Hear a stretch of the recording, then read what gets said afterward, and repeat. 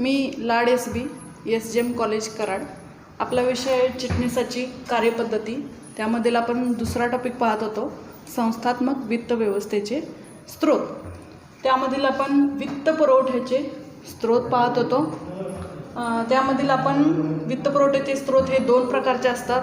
पहिला आहे ते मालकीचे भांडवल आणि दुसरं आहे ते कर्जाऊ भांडवल. मालकीचे भांडवल म्हणजे काय ते आपण पाठीमागच्या तासाला पाहिलेलं आहे. भाग म्हणजे काय, मालकीचे भांडवल म्हणजेच काय, मालकाच्या म्हणजेच भागधारकांच्या मदतीने जे भांडवल उभे केले जाते त्याला काय म्हटलेलं आहे, मालकीचे भांडवल असे आपण म्हणतो. या मालकीच्या भांडवलाचे दोन प्रकार देखील आपण पाहिलेले आहेत.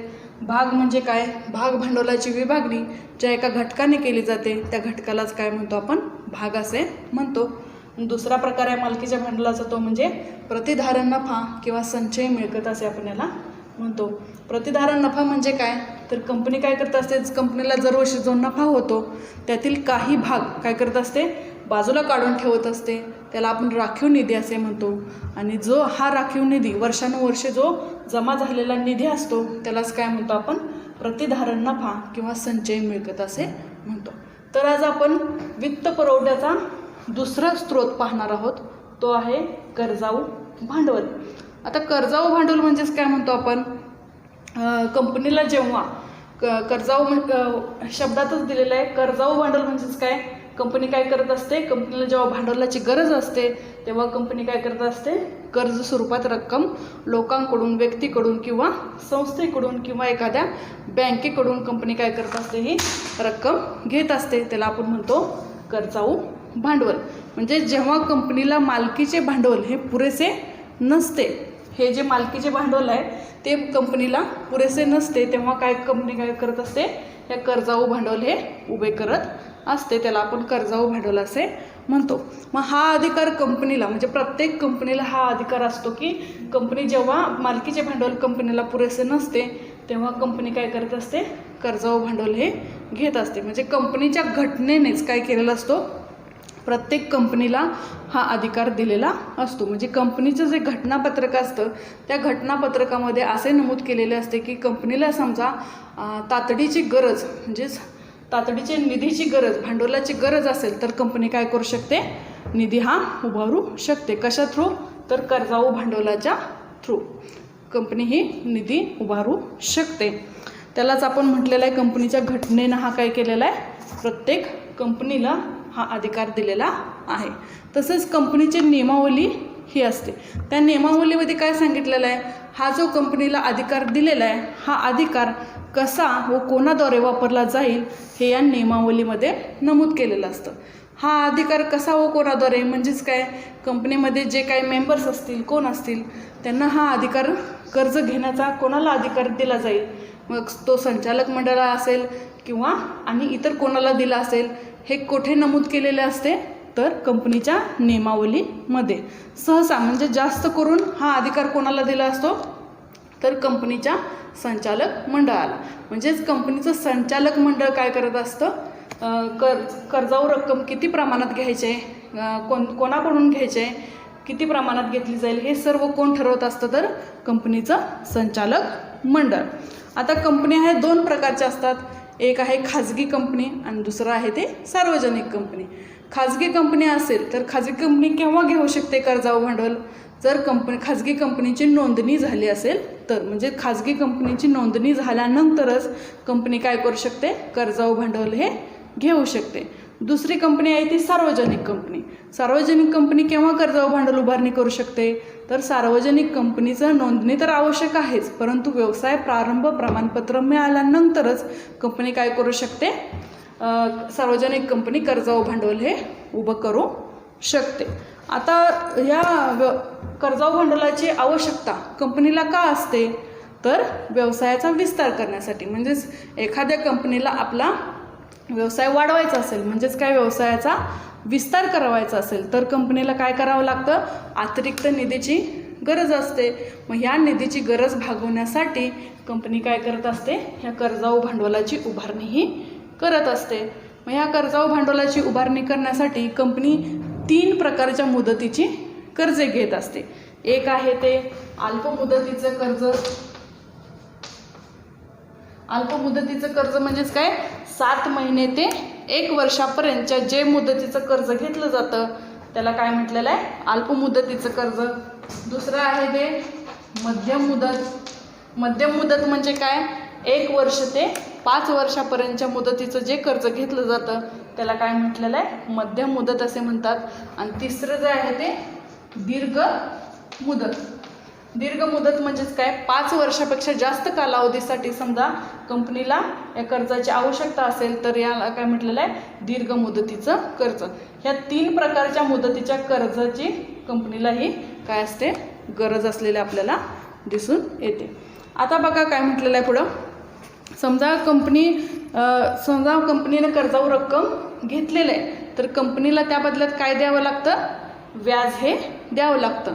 समजा ठराविक एक रक्कम कंपनीनं काय केलेलं आहे, कर्जाऊ घेतलेलं आहे, तर त्या कर्जाऊ रकमेवरती एका ठराविक किंवा निश्चित दराने काय द्यावं लागतं, त्यावरती व्याज हे द्यावं लागतं. जसं की आपण भागामध्ये पाहिलं होतं, जर समजा एखाद्या भागधारकाने भाग खरेदी केले असतील तर त्यावर आपण काय देत होतो, लाभांश देत होतो. परंतु या कर्जाऊ रकमेवरती कंपनीला काय द्यावं लागणार आहे, ठराविक दर निश्चित दराने काय द्यावं लागणार आहे, व्याज हे द्यावं लागणार आहे. तसेच ठराविक वेळेत म्हणजे जी तारीख दिलेली आहे त्या तारखेपर्यंत ह्या भांडवलाची काय करावी लागेल, परतफेड देखील करावी लागेल. जसं आपण भागांचं पाहिलं होतं की समहक्क भाग किंवा अग्रहक्क भाग हे काय केले जातात, कंपनीच्या विसर्जनानंतरच त्याची काय केली जाते, परतफेड केली जाते. परंतु कर्जाऊ भांडवलाची परतफेड एका ठराविक तारखेला म्हणजे जी कर्ज रोखे प्रमाणपत्र असेल किंवा आणखी काय असेल त्याच्यावरती त्याची डेट किंवा तारीख लिहिलेली असते, त्या तारखेलाच काय करावं लागतं, ही कर्जाऊ रक्कम कंपनीला परत द्यावी लागते. आता या कर्जाऊ रकमेचे किंवा कर्जाऊ पुरवठ्याचे किंवा कर्जाऊ भांडवलाचे वेगवेगळे स्रोत आहेत ते आपण पाहणार आहोत.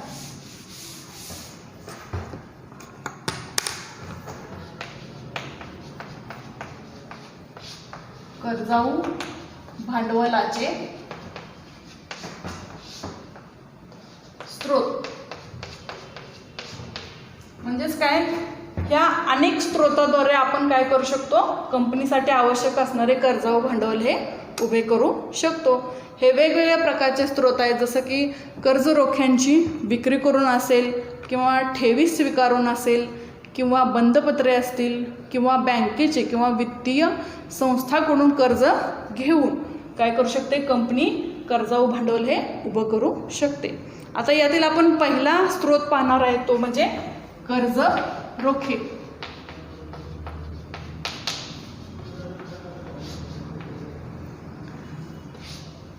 तर कर्ज रोखे म्हणजेच काय आपल्याला म्हणता येईल, ह्या वाक्यातच दिलेलं आहे बघा.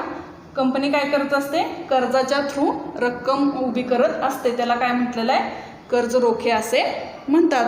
ह्याला मुख्य स्रोत असं का म्हटलेलं आहे, कारण जेव्हा कंपनीला आवश्यक म्हणजेच तातडीची कधीही कंपनीला जर अतिरिक्त रकमेची गरज असेल, अतिरिक्त भांडवलाची गरज असेल तर कंपनी काय करू शकते, लगेच या कर्ज रोख्यांची विक्री करून पैसा हा किंवा निधी उभा करू शकते. म्हणून याला काय म्हटलेलं आहे, कर्ज रोखे हा कर्जाऊ भांडवलाचा काय म्हटलेलं आहे, एक मुख्य स्रोत आहे असं म्हटलेलं आहे. आणि कर्ज रोख्या थ्रू काय करू शकतो आपण, दीर्घ किंवा मध्यम मुदतीची. मगाशी सांगितलं मी तुम्हाला, दीर्घ म्हणजेच 5 वर्षापेक्षा जास्त कालावधीसाठी कर्ज घेत असेल तर दीर्घ मुदत, आणि मध्यम मुदत म्हणजेच 1 वर्ष ते 5 वर्षासाठी.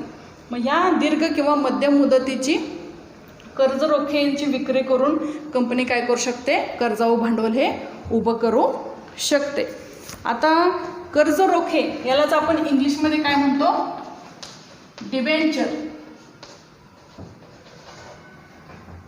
कर्ज रोखेलाच इंग्लिशमध्ये आपण काय म्हणतो, डिबेंचर. हा मूळ लॅटिन शब्द डिबेर यापासून आला आहे आणि याचा मराठीत अर्थ काय होतो, ऋणी असणे.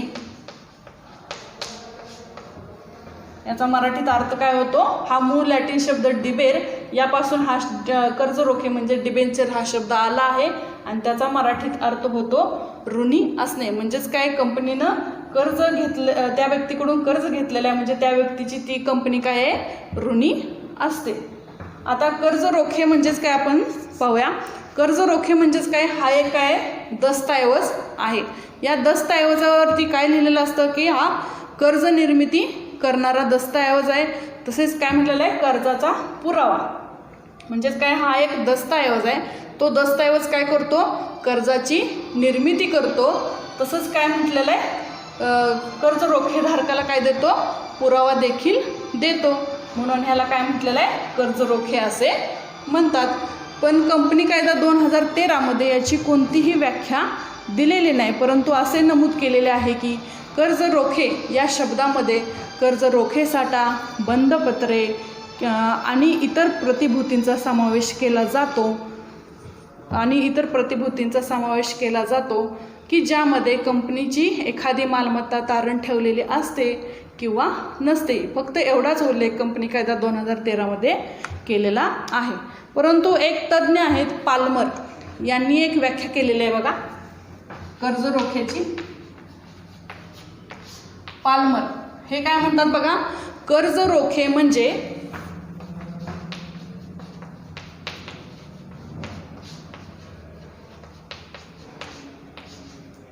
कंपनीने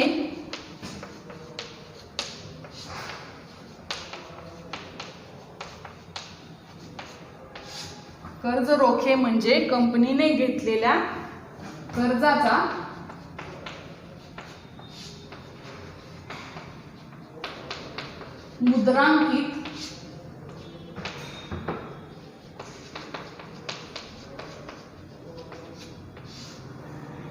मुद्रांकित दस्तऐवज व त्याच्या तत्वानुसार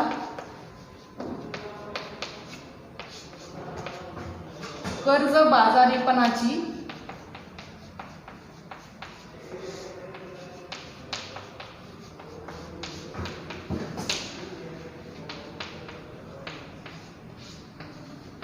कबुली देणे. आता हे एक तज्ज्ञ आहेत पाल्मर, यांनी व्याख्या काय केलेलं आहे, हा एक काय आहे, मुद्रांकित दस्तऐवज आहे. या दस्तऐवजावरती काय सांगितलंय, कंपनीने घेतलेलं कर्ज हे काय केलेलं असतं, नमूद केलेलं असतं. तसेच कंपनी काय करत असते, कर्ज बाजारीपणाची कबुली सुद्धा यात देत असते. म्हणजे हा एक मुद्रांकित दस्तऐवज आहे.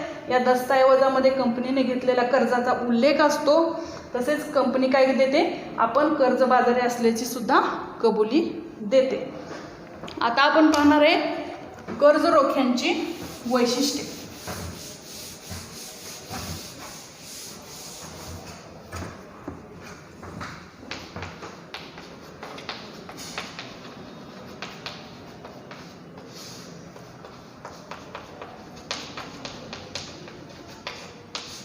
कर्ज रोख्यांची वैशिष्ट्ये एकूण 14 आहेत. पहिला आहे म्हणजे वचन. वचन म्हणजेच काय, आपण एखादी उधारीवरती समजा वस्तू खरेदी करतो तेव्हा त्या विक्रेत्याला आपण काय देतो, एका ठराविक कालावधीमध्ये त्या वस्तूचे पैसे परत करण्याचे एक काय देतो, वचन देत असतो.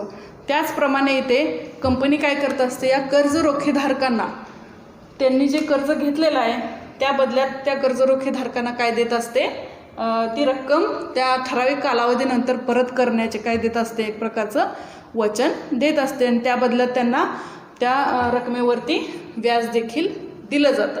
यालाच आपण काय म्हणतो, कंपनी काय करत असते, कर्ज रोखेधारकांना एक प्रकारचं वचन देत असते.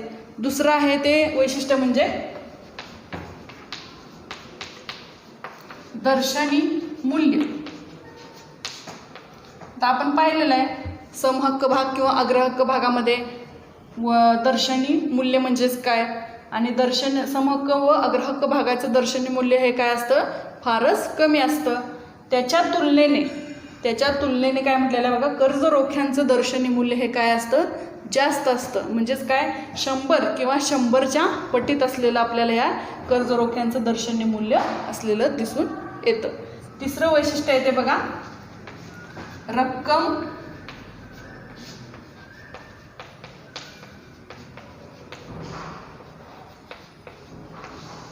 परतफेडीची वेळ.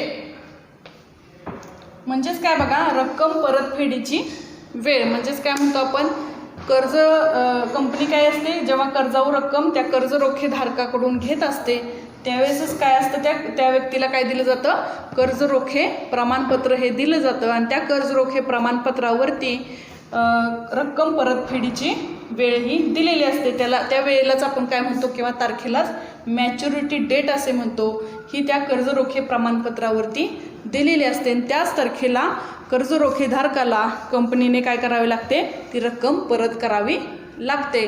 म्हणून त्याला म्हटलेलं आहे रक्कम परतफेडीची वेळ. पुढचं आहे ते वैशिष्ट्य बघा, चौथं,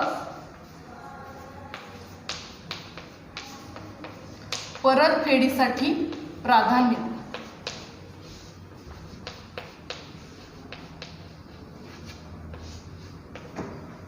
आता बघा, आपण समहक्क भाग किंवा अग्रहक्क भागामध्ये पाहिलेलं होतं की प्राधान्य हे अगोदर कोणाला दिलं जातं, तर सर्वप्रथम गुंतवणूकदारांना प्राधान्य दिलं जातं, नंतर अग्रहक्क भागांना प्राधान्य दिलं जातं आणि शेवटी समहक्क भागधारकांना हे प्राधान्य दिलं जातं. आता इथं काय म्हटलेलं आहे, जेव्हा रक्कम ही गुंतवलेली असते त्याची परतफेड करण्यासाठी अगोदर प्राधान्य कुणाला दिलं जातं, ह्या कर्ज रोखे धारकांना. म्हणजे हे काय आहेत, कंपनीचे एक प्रकारचे गुंतवणूकदार आहेत.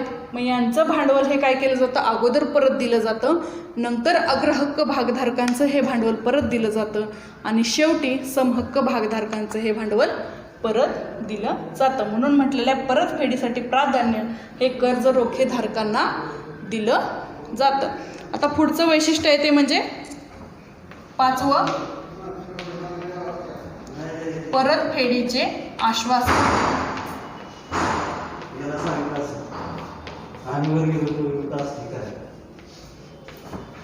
कंपनी काय करत असते, कर्ज रोखेधारकाला कर्ज रोखे प्रमाणपत्र हे देत असते. त्यावरती ठराविक एक रक्कम लिहिलेली असते, कंपनीचं नाव असतं, कर्ज रोखेधारकाचं नाव असतं.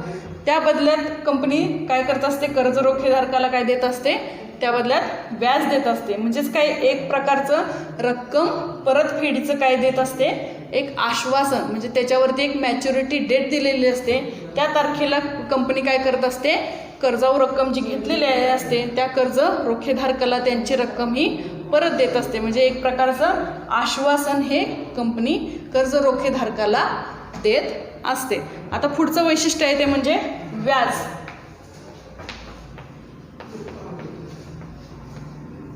आताच आपण पाहिलं की कर्ज रोखे धारकाला कंपनी काय देत असते, कर्जावर रक्कम घेतल्याबद्दल कर्ज रोखे प्रमाणपत्र. त्या प्रमाणपत्रावरती काय दिलेलं असतं, एका ठराविक रकमेवरती व्याज दिलं जातं. मग हे व्याज कंपनी काय करत असते, एका ठराविक किंवा निश्चित दराने कर्ज रोखेधारकाला हे देत असते. तसेच काय म्हटलेलं आहे, कंपनी समजा या कर्ज रोखेधारकाला व्याज देण्यास किंवा त्यांच्या भांडवलाची परतफेड करण्यास असमर्थ असेल, म्हणजेच तयार नसेल, तर हे कर्ज रोखेधारक काय करू शकतात, त्यांची मालमत्तेची विक्री करून कर्ज रोखेधारक आपले काय करू शकतात, भांडवल वसूल करू शकतात. म्हणजे तेवढा हा अधिकार हा कर्ज रोखेधारकांना असलेला आपल्याला दिसून येतो. तर पुढचं वैशिष्ट्य आहे ते म्हणजे सातवं, कर्ज रोख्या संबंधित घटक.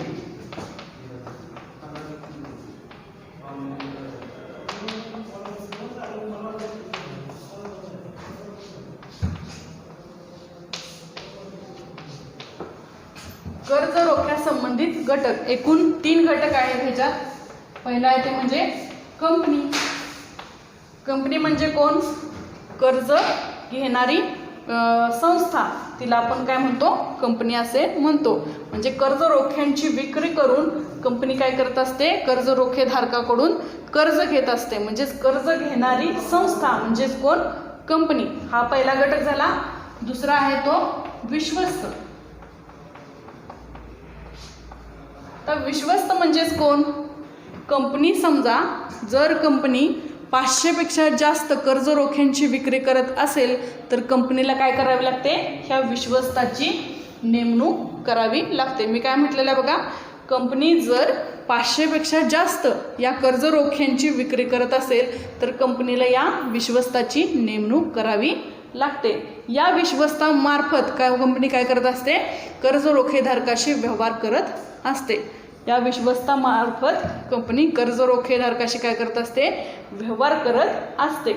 तसेच विश्वस्त असेल, कर्ज रोखेधारक असेल, यांच्याशी कोण करार करत असतं, तर कंपनी करार करत असते. म्हणजे या तिघांच्या करारालाच काय म्हटलेलं आहे, विश्वस्त करार असे म्हणतात. या विश्वस्त करारामध्ये कंपनीचे काय असतात, कर्तव्य असतात. म्हणजेच काय, ठराविक रकमेवरती किती प्रमाणात व्याज द्यावे, ते वेळेत दिले आहे की नाही, हे कोण तपासतं किंवा चेक करतं, तर हे विश्वस्त पाहत असतात. म्हणून यांची नेमणूक कंपनीने केलेली असते.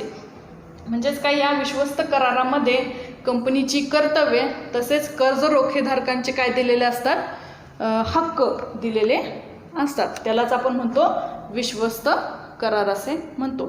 आता कर्ज रोख्यासंबंधित तिसरा जो घटक आहे तो म्हणजे कर्ज रोखेधारक.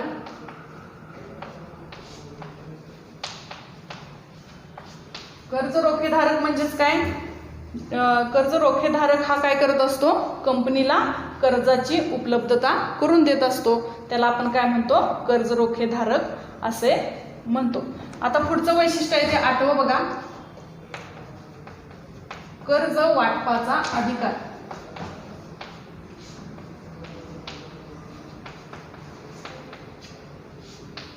आता कंपनीने कर्ज वाटपाचा अधिकार हा कोणाला दिलेला आहे, तर संचालक मंडळाला दिलेला आहे. पुढचं 9वं वैशिष्ट्य आहे ते बघा,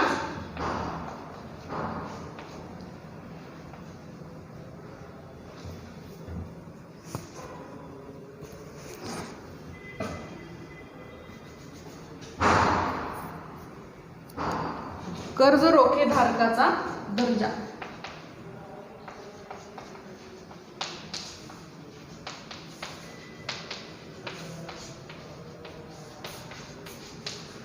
कर्ज रोखेधारक हे काय करत असतात, कंपनीला कर्ज उपलब्ध करून देत असतात. म्हणून त्यांना धनकोचा दर्जा हा कंपनीने दिलेला आहे. म्हणजेच कर्ज उपलब्ध करून देतात म्हणून यांना कर्ज रोखेधारकांना कंपनी धनको असे म्हणते. पुढचं वैशिष्ट्य आहे बघा 10वं ते मतदानाचा हक्क नाही.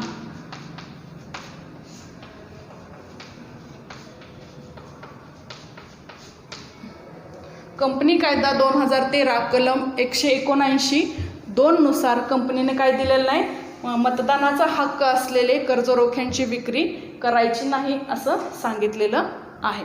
पुढचं आहे बघा 10वं वैशिष्ट्य, 11वं तारण. तरती माल असलेली मालमत्ता. तसेच काय म्हटलेलं आहे, तरती माल असलेली तारण देऊ कंपनी काय करू शकत नाही, कर्ज रोखे काय करू शकते, तारण देऊन काय करू शकते, कर्ज रोखे सुरक्षित करू शकते. पुढचं आहे बघा ते 12वं वैशिष्ट्य, जारी करते.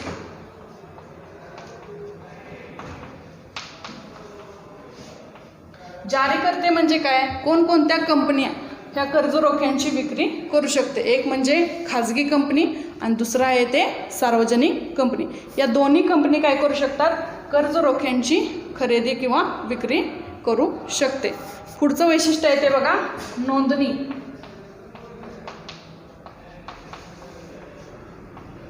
नोंदणी म्हणजेच काय म्हटलेलं आहे, कोणत्याही एका मान्यता प्राप्त भाग बाजारामध्ये कर्ज रोख्यांची काय केलेली असली पाहिजे, नोंदणी केलेली असली पाहिजे.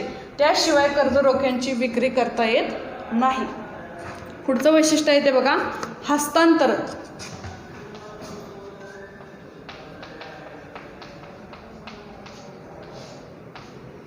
हस्तांतरण म्हणजे काय, एका व्यक्तीकडून